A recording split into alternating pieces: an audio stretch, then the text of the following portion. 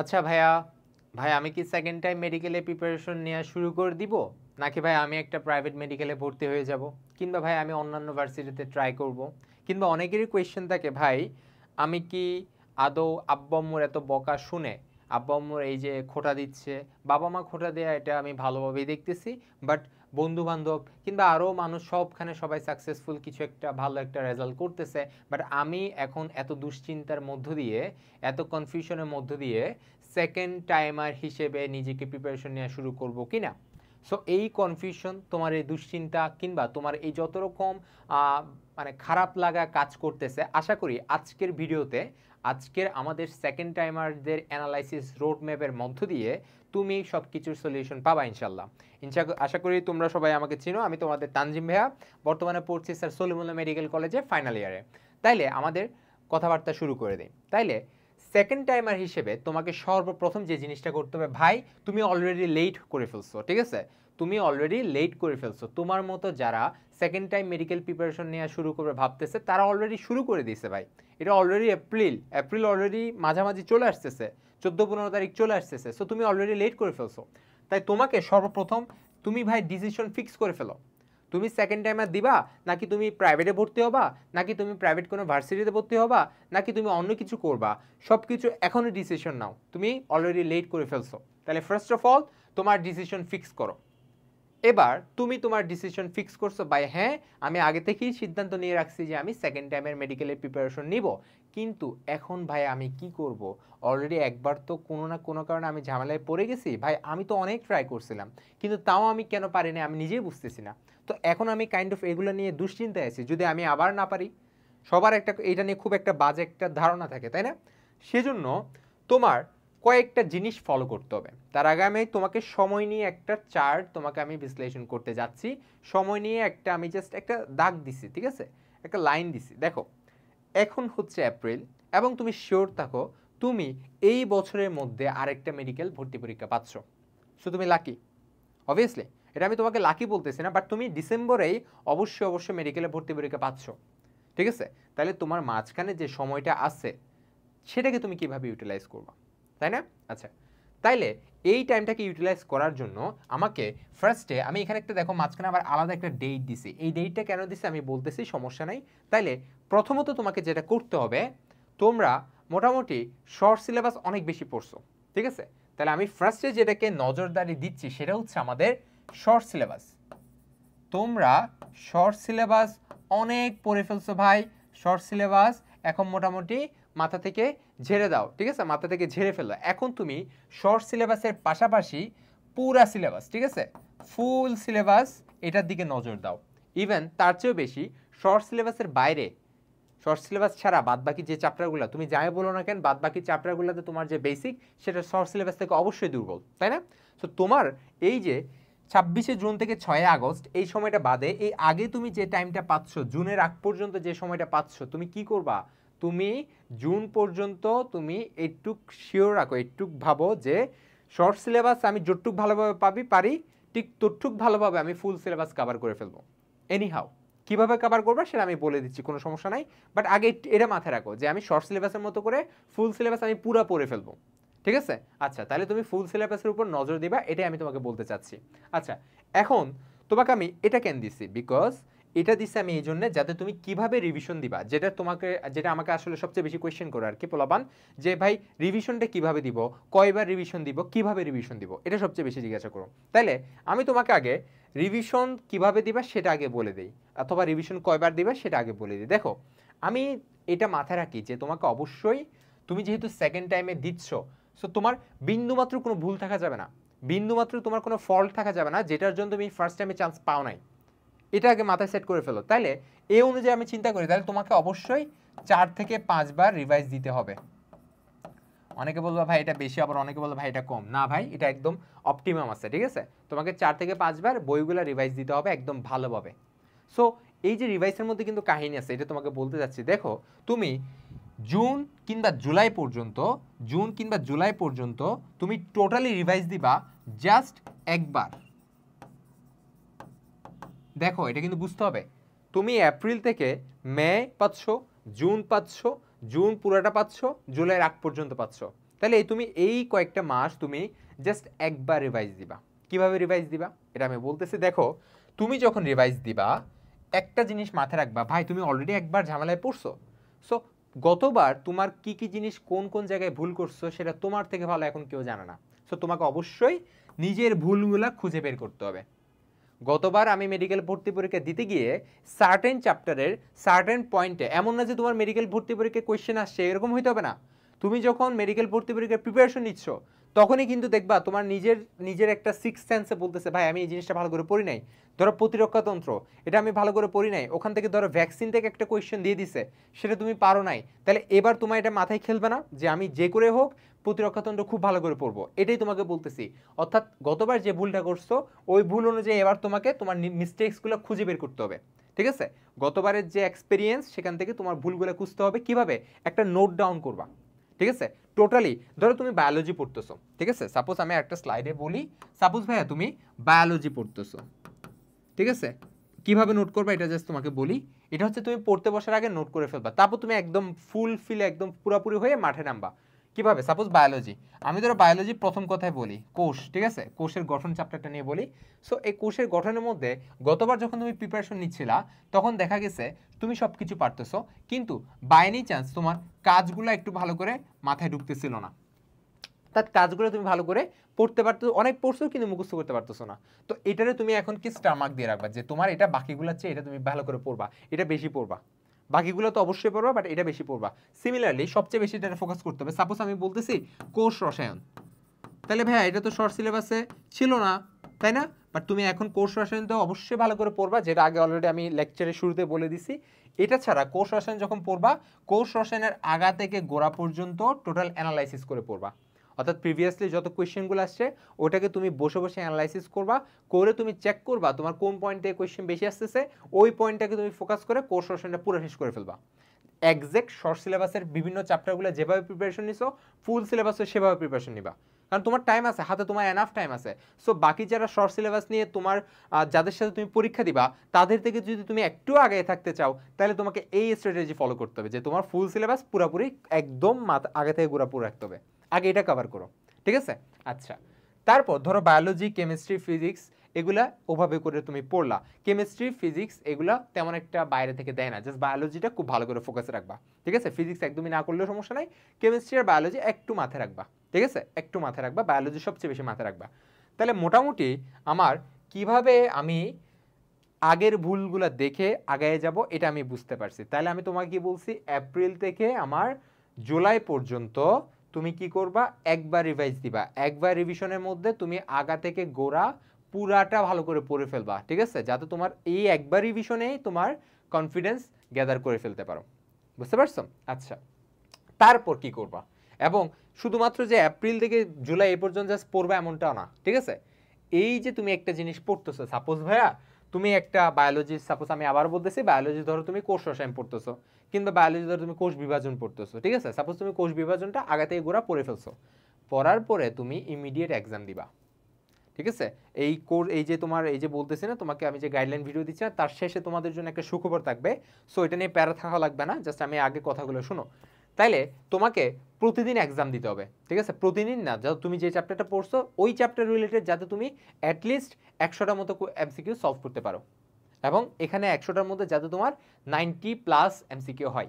এটা আমি জাস্ট একটা রেশিও বললাম, ধরো তুমি 50টা দিচ্ছ ওখানে যাতে 45টার উপরে তোমার হয়, এভাবে করে তোমার আগাইতে হবে। প্রত্যেকটা চ্যাপ্টার বেসিসে বলতেছি, এখনো ওভারঅল বলতেছি না। ঠিক আছে, ধরো আজকে আমি বায়োলজি 5টা চ্যাপ্টার পড়ছি, 5টা চ্যাপ্টারের উপরে আমি 500টা করে এমসিকিউ সলভ করব। 500টা না হলেও ধরো 5টা চ্যাপ্টারের উপরে আমি হচ্ছে তোমার 250টা সলভ করলাম, তার মধ্যে আমার একদম প্রত্যেকটাতে 95% মার্কস লাগবে প্রত্যেক চ্যাপ্টার বেসিসে। এভাবে করে আমার আগাইতে হবে আমার জুলাই পর্যন্ত। ঠিক আছে, আচ্ছা, তারপর আমি তাহলে এক্সাম এবং এক্সাম এটার কথা অলরেডি বলে ফেলছি। তাহলে এখন অনেক অনেক এক্সাম দিতে হবে, এবং এটাই আমার সেকেন্ড টাইমের জন্য মেইন মোটিভেশন। এক্সাম দিবা এনি হাউ, যেখান থেকে পারো। আগের বিভিন্ন কোচিং সেন্টার, উন্মেষ, রেটিনা, যেখান থেকে পারো আমাদের কিউএনএ আছে, যতগুলো কোয়েশ্চেন আছে সলভ করতে থাকো। ঠিক আছে, সলভ করতে থাকো, বুঝতে পারছো? সলভ করতে থাকো, এক্সাম দিতে থাকো। এক্সাম দেওয়ার চেয়ে বেশি গুরুত্বপূর্ণ এমসিকিউ সলভ করা। নিজে পারতেছো কিনা, নিজে না পারলেও তুমি কোয়েশ্চেনটা এখন যে পড়ছো, কোয়েশ্চেনের আনসার যে এখন পড়ছো, তোমার আজকের পর থেকে যাতে 6 মাস ওই কোয়েশ্চেনের যে এমসিকিউর আনসার এটা যাতে তুমি না ভুলো, তোমাকে বুঝতে হবে না। যদি বাই এনি চান্স তুমি এটা বুঝতেছো না সমস্যা নাই, বাট এমনভাবে মাথায় সেট করবা যাতে এটা 6 মাস 7 মাস বা তোমার টোটাল যে পরীক্ষা 6 মাস 7 মাস হবে না, একদম ডিসেম্বর পর্যন্ত যাতে এটা তোমার মাথায় সেট থাকে। বলা হচ্ছে ডিসেম্বরের মিডে, মানে মিড ডিসেম্বরে পরীক্ষা হইতে পারে, ঠিক আছে? তো এখন এপ্রিলের মিড, বুঝতে পারছো? ভালো একটা টাইম পাচ্ছ তুমি। আচ্ছা, তারপর লাস্টলি যেটা সবচেয়ে সমস্যা হয় সেটা হচ্ছে রেগুলারিটি মেনটেন করা। খুবই প্যারা হয়, আমি জানি এটা আমাদের ইভেন তোমাদের একটা সুখবর হিসেবে যেটা দিতে চাচ্ছি সেটা আমি একটু পরে বলতেছি, বাট একটু মাথায় রাখো আগামী 2-3 দিনের মধ্যেই, কয়েকদিনের মধ্যে আমরা কিন্তু আমাদের যারা সেকেন্ড টাইমারের মধ্যে ঢাকার মেডিকেলে চান্স পাইছে, বুঝতে পারছো? এটা অনেক টাফ একটা জিনিস, কিন্তু এই যে নাম্বার কাটা যাওয়ার পরও সে যে ঢাকা মেডিকেলে, এই যে তোমার ঢাকা মেডিকেল বলো কিংবা সলিমুল্লাহ কিংবা সোহরাওয়ার্দী মেডিকেল বলো, সে একটাতে চান্স পেয়েছে। সো এরকম যারা সংগ্রামী আছে তাদেরকে কিন্তু তোমাদের সামনে নিয়ে আসবো, বুঝতে পারছো? লাইভের মধ্যে বলো কিংবা গাইডলাইন সেশনের মধ্যে তোমাদের সামনে নিয়ে আসবো এবং তোমাদের বিভিন্ন কোয়েশ্চেনের তারা আনসার দিবে কিন্তু। সো এটা তোমার জন্য অনেক বড় একটা প্লাস পয়েন্ট। আচ্ছা, এটা আশা করি তোমাদের অনেক হেল্প করবে। তাহলে লাস্টলি যেটা বলছো সেটা হচ্ছে তুমি রেগুলারিটি মেনটেন করো। ভাই এই সময় তোমার বন্ধু বান্ধবের ফেসবুক পোস্ট দিতে থাকবে, দেখবা এই করতেছে সেই করতেছে ঘুরতেছে, বিকজ সে একটা ভালো রেজাল্ট করে ফেলছে। আপাত দৃষ্টিতে পৃথিবীর বাংলাদেশের আপাত দৃষ্টিতে তুমি একটা খারাপ স্টুডেন্ট হয়ে গেছো আপাত দৃষ্টিতে, ঠিক আছে? সো তোমাকে এটা নিজেকে প্রুভ করতে হবে। তোমার তো দরকার নেই এখন তোমার এত কিছু মেনটেন করা, যে যা ইচ্ছা বলুক কোনো সমস্যা নেই। তুমি জাস্ট নিজেকে প্রুভ করার জন্য কিছু টাইম নিছো, তুমি জাস্ট এপ্রিল থেকে ডিসেম্বর পর্যন্ত সময় নিছো নিজেকে প্রুভ করার জন্য, বুঝতে পারছো? তুমি যদি একটা মেডিকেলের চান্স পাও, আমি বাংলাদেশের দৃষ্টিতে বলতে পারি তুমি এই যে লেভেলে ছিলা, সাপোজ ধর তোমাকে চান্স না পাওয়ার জন্য তোমাকে যে নামাই দিছে না, তুমি এই লেভেলে উঠাই দিবে সমাজ। এটা হচ্ছে নিয়ম, আসলে এটা খুব বাজে একটা অবস্থা, বাট এটা নিয়ম হয়ে আসতেছে, ঠিক আছে? সো তুমি একটা টাইম নিছো, এই টাইমটা পর্যন্ত তুমি যেই যাই বলুক তুমি সহ্য করো। তোমার বাসায় তোমাকে ধরো অনেকে অনেক কিছু বলতে পারে, বুঝতে পারছো? অনেক অনেক বিভিন্ন রকম খোঁটা দিতে পারে, ইভেন এটা নিজের ফ্যামিলি মেম্বাররাও দেয়, কিন্তু এটা তিক্ত হলেও সত্য কথা, তাই না? সো এটা তোমার মেনে নিতে হবে, বুঝতে পারছো? তুমি এখন কিছু একটা মুখ ফুটে বলতে পারবা না, কারণ এটা তোমার বলার আপাতত না বলাটাই সবচেয়ে বেটার, কারণ তুমি নিজের সাকসেস দিয়ে জিনিসটাকে প্রুভ করো, ঠিক আছে? নিজের সাকসেস দিয়ে তুমি রিভেঞ্জটা নাও, যে বন্ধু তোমাকে যাই করতেছে তুমি রিভেঞ্জটা নাও। এটা আমি রিভেঞ্জ বলবো না, বাট সাকসেস দিয়ে জিনিসটাকে সবাইকে শো অফ করো, আর কিছু দিয়ে না, ঠিক আছে? সো এই জন্য তোমাকে যেটা মেনটেন করতে হবে, এক্সামের পর এক্সাম দিতে হবে, বলছি এটা সবচেয়ে গুরুত্বপূর্ণ। এবং তারপরে যেটাকে আমি 3 স্টেপ টপিকের মধ্যে রাখবো সেটা হচ্ছে রেগুলারিটি মেনটেন করবা। এনি হাউ তোমার অনেক ডিপ্রেশন কাজ করবে, ঠিক আছে? এই যে এত কথাগুলো বললাম না, এটার মূল কথা হচ্ছে তোমার মধ্যে অনেক ডিপ্রেশন থাকবে, এটা খুব স্বাভাবিক, না থাকাটা কিন্তু অস্বাভাবিক, ঠিক আছে? তোমার মধ্যে ডিপ্রেশন থাকবে, ওই ডিপ্রেশনটাকে তুমি শক্তি হিসেবে ইউজ করবা, ওই ডিপ্রেশনটাকে তুমি পজিটিভ এনার্জি হিসেবে ইউজ করবা, করে তুমি তোমার রেগুলারিটি মেনটেন করবা। এনি হাউ তুমি মেডিকেল অ্যাডমিশনের আগে যেরকম যেই পোলাটা যেই মেয়েটা মেডিকেল অ্যাডমিশনের আগে 12 থেকে 14-15 ঘন্টা পড়ছে, সে যাতে এখনও প্রত্যেকটা দিন 12 থেকে 13-14 ঘন্টা সে পড়ে, 12-13 ঘন্টা সে যাতে অবশ্যই পড়ে, কারণ তার সামনে পরীক্ষা তোমার যাই বলি না কেন পরীক্ষা তাকে অ্যাপিয়ার করতে হবে সামনে, ঠিক আছে? এবং সে যেহেতু আগে একটু পিছাই ছিল, সামনে যারা দিবে তাদের থেকে তার একটা নির্দিষ্ট মার্কস যেহেতু বেশি পাওয়া লাগবে, সো সে কিন্তু এক্সট্রা টাইম সে পাচ্ছে। এটা আমি কেন দিচ্ছি এখন বলতেছি, কারণ তোমাদের সাথে তো তোমাদের জুনিয়র যারা তাদের কিন্তু 26 তারিখে এইচএসসি পরীক্ষা শুরু, 6 আগস্ট মোটামুটি তাদের রিটেন পরীক্ষা শেষ, তাই না? সো 6 আগস্টের পরে কিন্তু তারা পুরোদমে মাঠে নেমে যাবে।